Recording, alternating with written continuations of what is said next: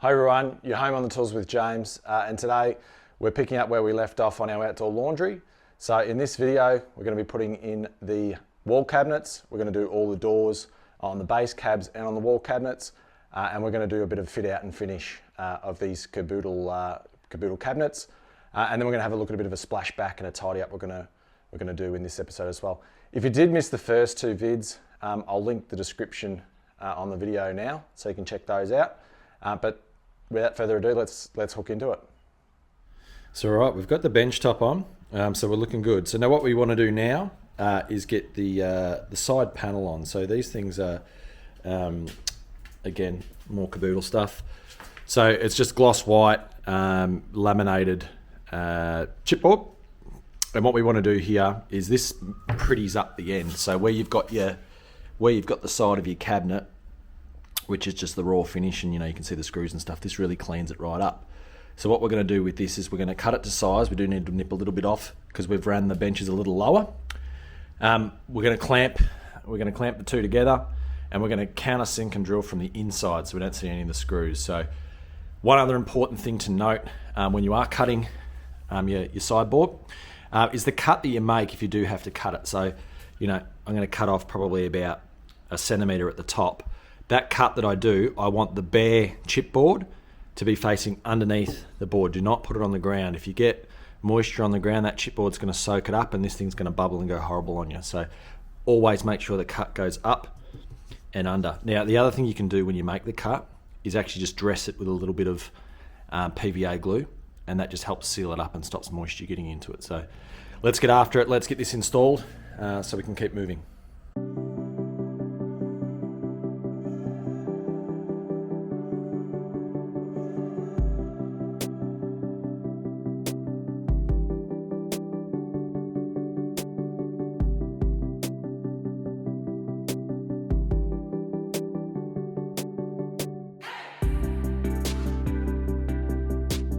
Just another thing to note when you're putting your side paneling on, you'll see these two little holes that have like a plastic grommet in it. Now they're for putting our hinges into, and if you're joining base cabs together to have them side by side, it's they mention in the instructions to put your screws in between these. So I've put the screw that's running into the side panel through the middle of these on the top and in the bottom. It was a little hard to get the screws in because of how tight the cab is. But what will happen is when I put the hinge on, it'll cover up that screw and it'll look really neat, nice and flush, giving you that finish you want. All right, so drill cam here is probably the best way to show you what's going on and how we're going to fix the bench top to the cabinets and the wall. So your Kaboodle kit comes with these little right-angled brackets, and essentially all we're going to do, it's a bit difficult to do this one-handed, bear with me. Basically what we're going to do is put them up like so. They come with little screws, so we've got little screws like this, short stubby ones so they don't go through the other end. We're going to put these in and around, so we're going to run a couple in each cabinet. I'm going to find a stud in the wall and run one into the wall, a couple more in this cabinet, and then we'll have our bench top fixed. But what I'm going to do before I do that is I'm going to put a bead of glue along each top of the cabinet just to make sure that we're down nice and tight. All right, let's go and have a look.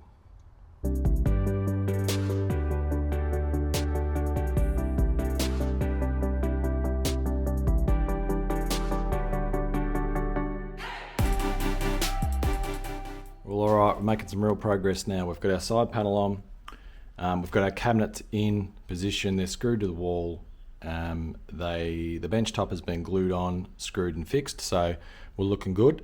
So what we want to focus our attention on now is the kickboard. So you can see, we can still see the feet, obviously the dryer cavity, we can see the little feet. So what we've got is we've got a kickboard panel that we'll need to cut to size, and basically we'll be able to hide all that. So the kick panel will come around here.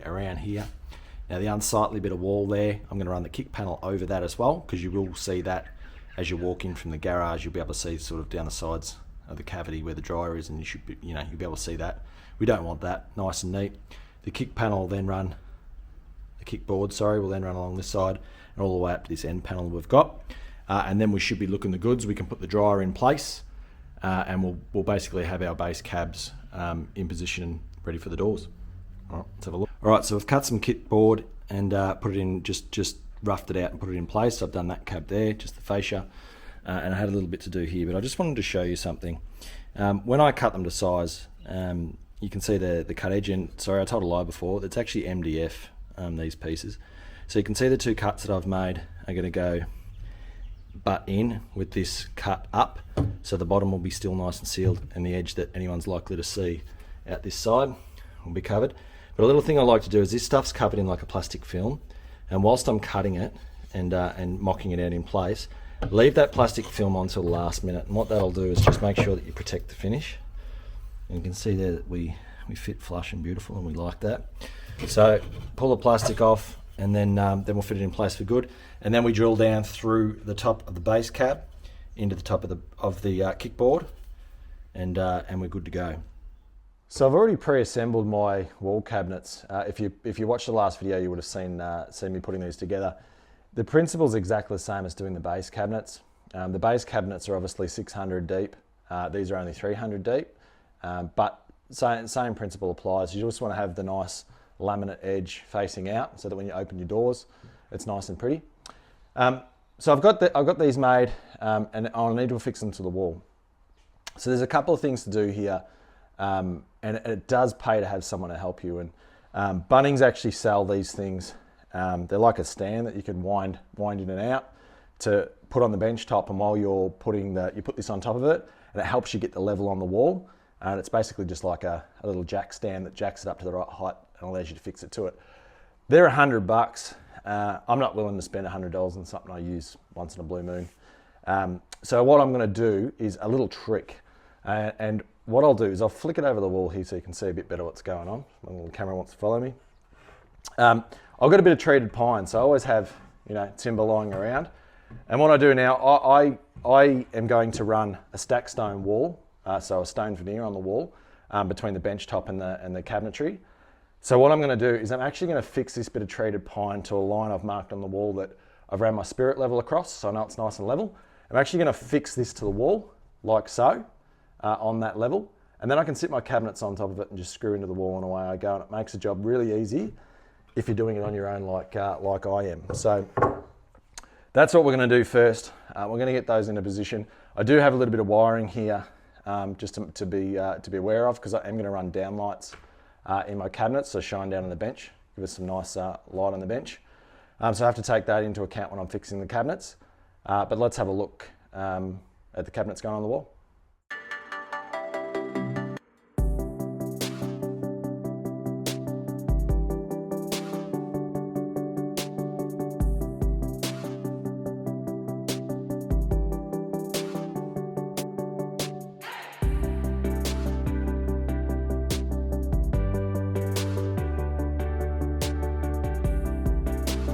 So another consideration to make is how high you're going to go from your bench top to the bottom of your cabinets. Now, in my case, I'm going 500 mil, so 50 centimeters if you like. And the reason I do that is, one, if your cabinets are too high, obviously no one's going to reach them, particularly if they've got to reach over a bench like this one. You're going to be really trying to lean. If you're a short person, you're never going to reach the cabinet. You go too low and then you wreck your bench space. So you've got to find that happy medium, and I found that 500 is pretty good. And the other reason that works really well is I'm actually going to use this panel stone. This is by a company called Decor8, with a decor and then 8. And it's a stone veneer essentially. $25 for I think it's a 5-pack.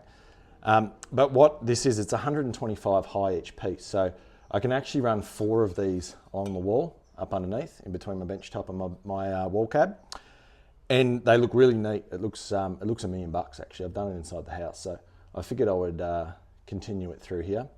So I don't have to cut too many of these. I just measure it out and do 4 high is 500. So you could probably go 600 high. You could probably go 450, somewhere thereabouts. It'd be the sweet spot. But you start mucking around with that too much, and you'll find that you've got problems. So let's get installing these wall cabs.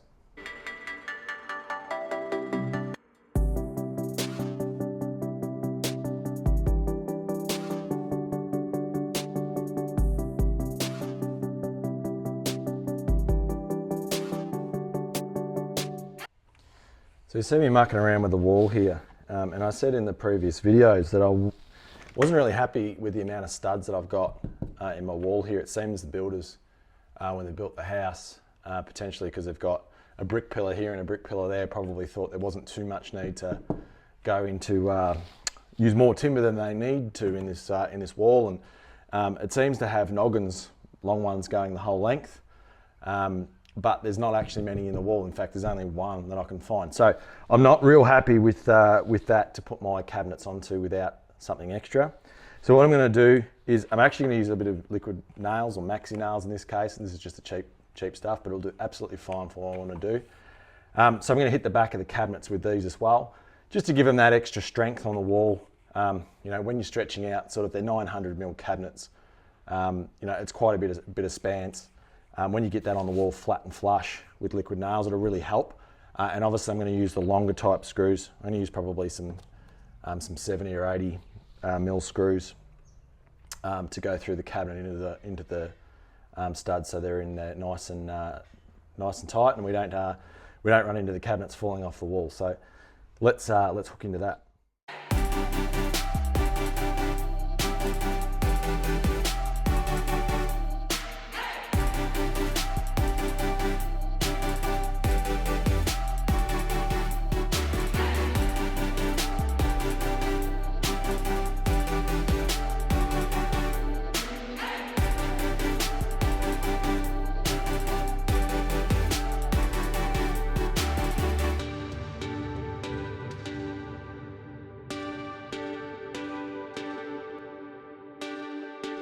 Right, so we're looking pretty good. I've got this cabinet in good and proper. It's going nowhere. And this other cabinet, I've liquid nailed it in at this point. I haven't fixed it yet. I just had to make sure that I could get my light cable through, and I got that to marry up. Pretty happy with that. And you can see the clamps. So I'm clamping the two wall cabinets together. But what I want to show you, just to be on a bit of a close up, just so you get a nice neat finish. Again, here's the two hinge holes for the hinges that the doors are going to go to. What you do when you screw these cabinets together is you want to put your screw in between those two, because what will happen is when you put the hinges on, you'll cover up your screw head and it'll be nice and neat. So I'm going to fix these two cabinets together because I want them to be obviously nice and plumb, which you can see they are, which is brilliant. And then I'm going to fix it to the rest of the back of the wall. All right, let's get after it.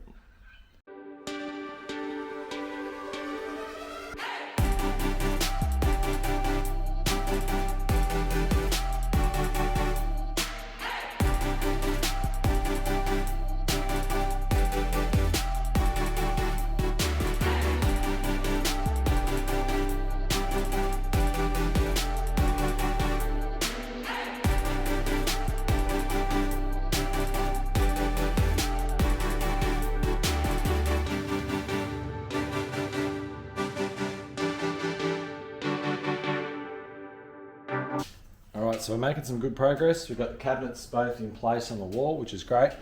I've got to fix a nice glossy cabinet end panel, so that goes on the edge up here, and that'll obviously hide, you know, just the raw finish of the laminate on this side.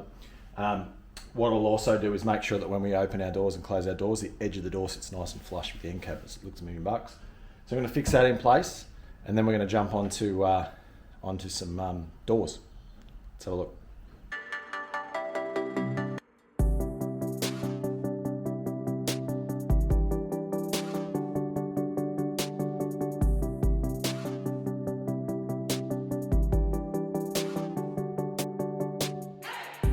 All right, so let's check out a door. So one thing to note when you open these up, all the glossy surfaces on your, whether it be an end panel or whether it be a door, they're all got this plastic film on it.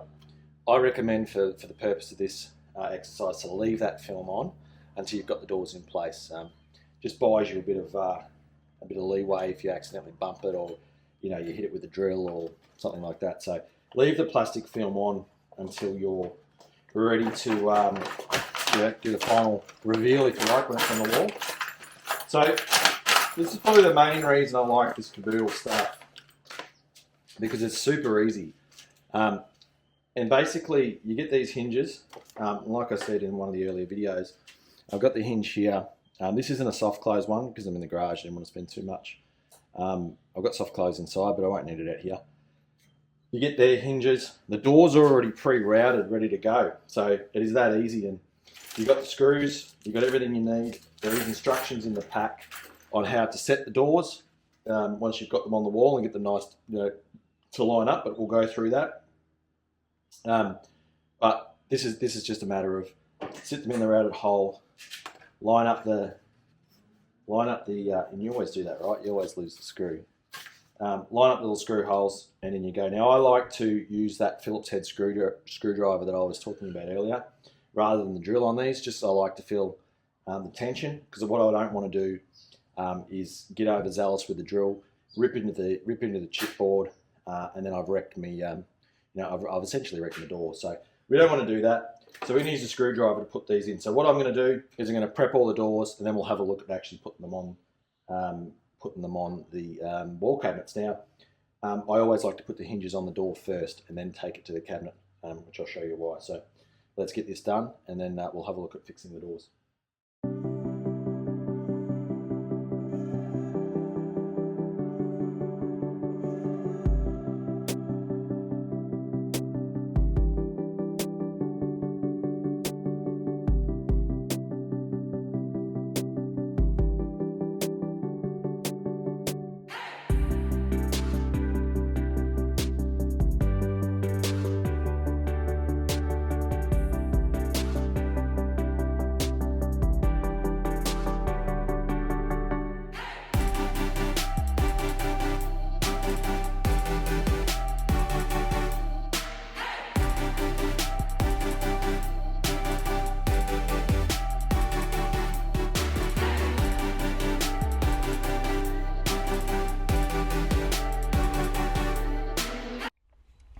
So we've got some doors on, and what you'll see here is that the back two screw holes have some movement. So this allows you to move the door up and down so you get it nice and flush. So if I close this, you can see the position they're in.